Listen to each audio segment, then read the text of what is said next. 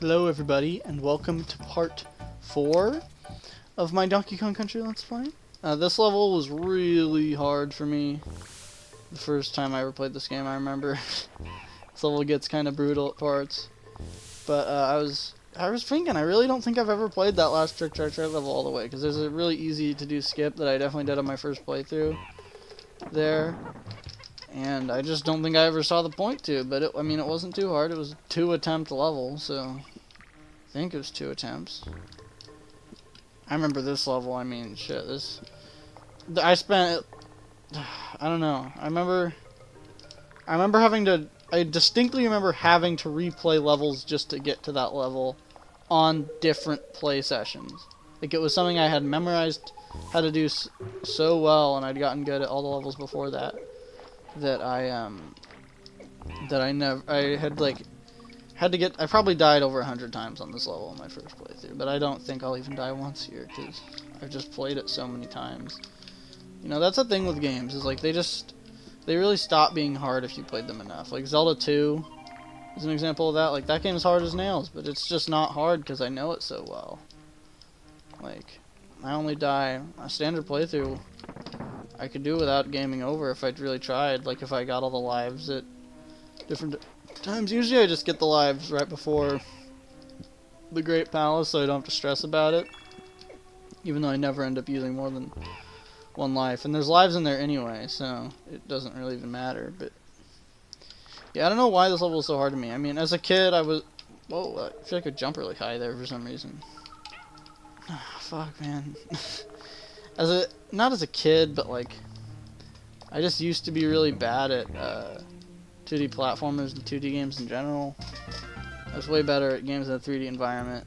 I feel like naturally that's how it is for humans. Like, somebody growing up in like in this age of the world is just so more accustomed. There's a fucking thing back here, by the way, but is so much more well accustomed to like 3D worlds, because like, you know, that's what I saw people around me playing before. I'm sure in my much more formative years at age like, I don't know, 2 and 3, things I don't even remember, but like I probably saw things of like people playing like just 3D games, and obviously, I mean, you live in a 3D environment, so I mean, obviously for people who grew up without 3D games, your like living environment is just a whole different thing to the games you play. But you know, for me, it's a much more blurred line.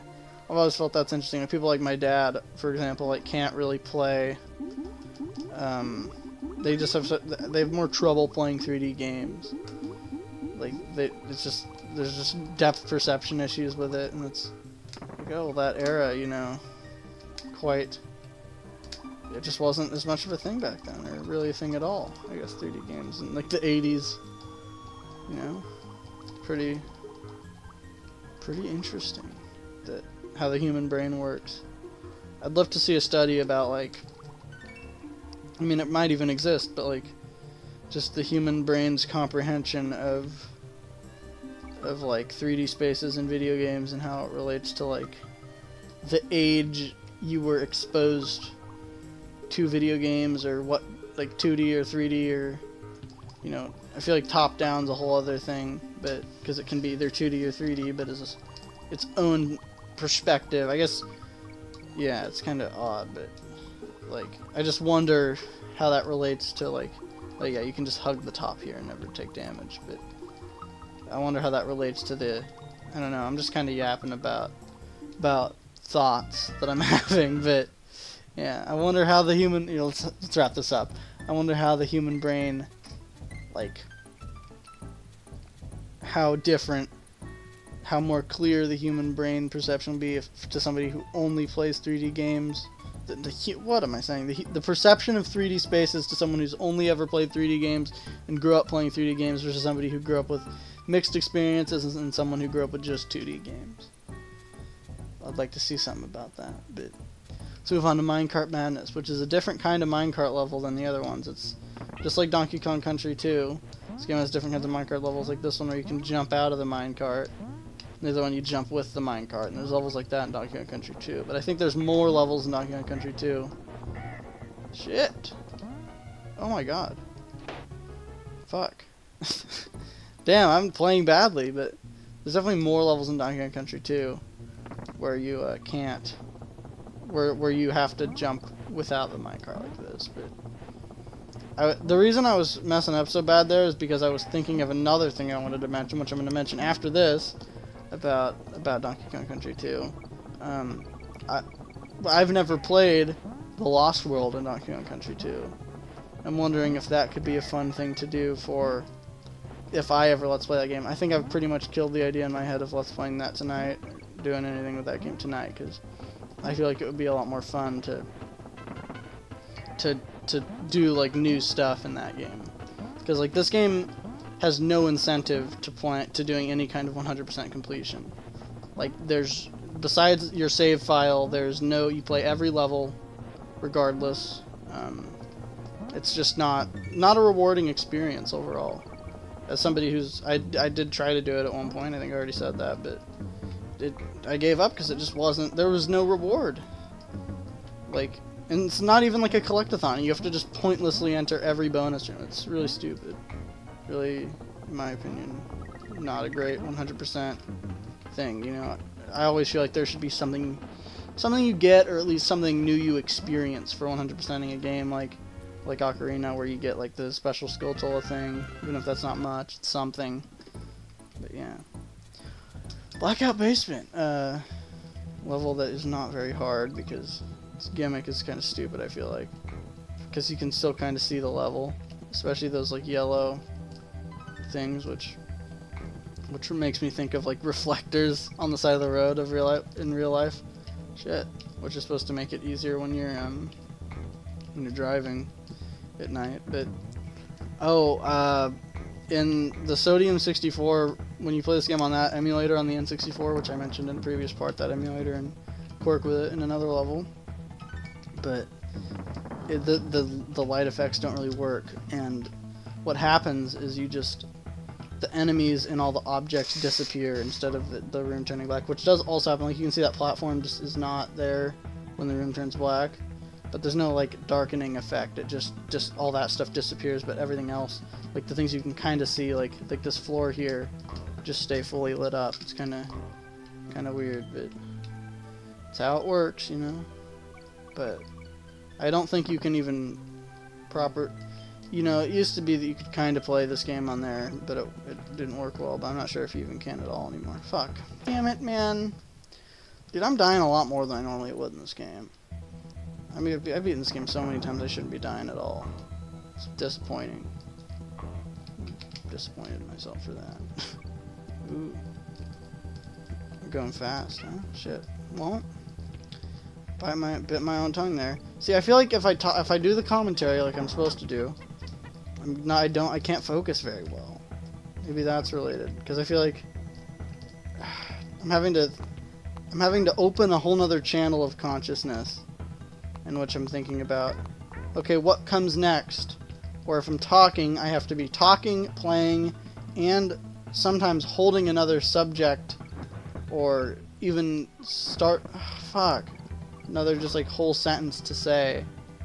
That's tough to do. Another reason why I don't feel like I could do the whole, and I'm playing the game for the first time. No! I knew he was there! But I just couldn't. See what I mean, man? I just couldn't fucking process it. Alright, well, I got here again, and I'm alive, but I got hit by that fucker again. Hope you guys enjoy that I cut that out for you, because, well, for one, I wasn't talking, because I needed to fucking pay attention, you know? I can't. I was so at the end of my rope with that there was no chance I was gonna commentate there. I was pissed off, but yeah. We're on this boss now, which I always thought was... I think I beat this boss for my first try on my first playthrough. It's quite easy. Not in the same way as some of the other bosses, where like they're hard at first. It's just an enemy roulette, basically, because it's not like he has anything particularly difficult to deal with in any way, but I don't know. I'm sure some people view him differently than I do. Maybe he's the hardest boss in the whole game to somebody. I don't know. People view things differently, man. Like hiding behind this for the animation, because it just feels so pointless if you do that. Like, Can't even see him, man. He should like have to come out or something. I don't know. Chimp Caverns. The last world in the game. I have enough time that I'll do 1 or 2 levels in this world before. This is the level I was talking about where you have to get fuel.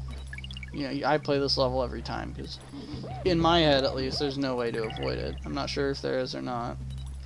There's a weird glitch you can do in the last level of the game to just like force the level to end, which I did in my speedruns, but I don't remember how to do it. But it involves the level after this one, and you have to like get some glitch. I don't remember what it's called, but it's a glitch where like the game thinks you're the other Kong, but you're actually the other Kong that it doesn't think you are. I don't know. And that has some interesting benefits in a speedrun. Like, it just causes some states to be fucked up or whatever. Once again, I'm not the guy to explain this. I've done this stuff in the past, but I do not know the ins and outs of it. You know, I was a very casual speedrunner even when I did this game. Like, I was just doing it for fun because I liked the game. And it was like right after I'd beaten it for like one of the first times, because I was a lot younger. This was like 4 or 5 years ago. But I've always, you know, played through this game probably at least once a year. This is the first time I'm playing through this game this year. Played through Donkey Kong 2, which I already mentioned, but that's the last Donkey Kong Country game I played through. Beaten Diddy Kong Racing, that's a fun game. 100% of that game. It's the only Donkey Kong series game I've ever 100%ed, I think. So, I guess I can get some credit for that in my head, but that's a fun racing game, but some of the like ghosts or whatever you call them are so hard to beat in my opinion, and it was a hard unlock for TT, man. In my opinion. Shit, I'm yawning. Fuck. Yeah, but I think this game is obviously better than Diddy Kong Racing, but I'm sure many abroad disagree with me on that. And once again, whenever I say an opinion, it's okay to disagree.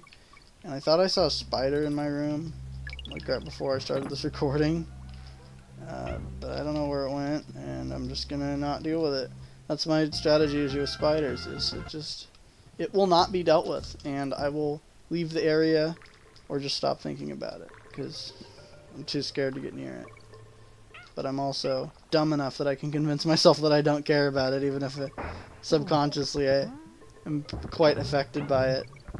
I have pretty severe arachnophobia. It's an issue, you know, but I don't know what there is to do about that. Like, how do you treat arachnophobia? I guess the same, maybe like exposure therapy or something. Fuck. Well, that's not happening. Yeah, I'm dead. Fuck, man. God damn it. I'm trying to not look at my phone during these videos because I get really derailed if I see a notification. So I have my phone outside of the room right now. I had the whole thing with the spam call, even if it wasn't a big issue. I'm just embarrassed about that that was even able to happen.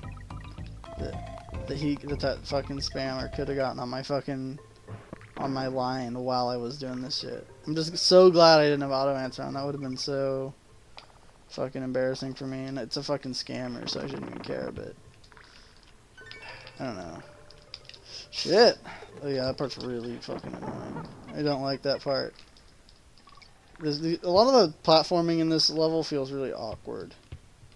There's a lot of spots in like levels that have moving platforms that feel really awkward too, but shit, that was close. Realized at the last second there. Yeah, I like to go in here. For some reason this is considered a bonus area. If you take damage immediately, it skips you to the other side, but there's a G at the end. I got Ong, I think. No K though. They should have done one level where the K was at the end. And it's just like to throw you off. But that could have been classified under cruel and unusual punishment. Anyways, I hope you all enjoyed, and I'll see you guys in the next one. Bye!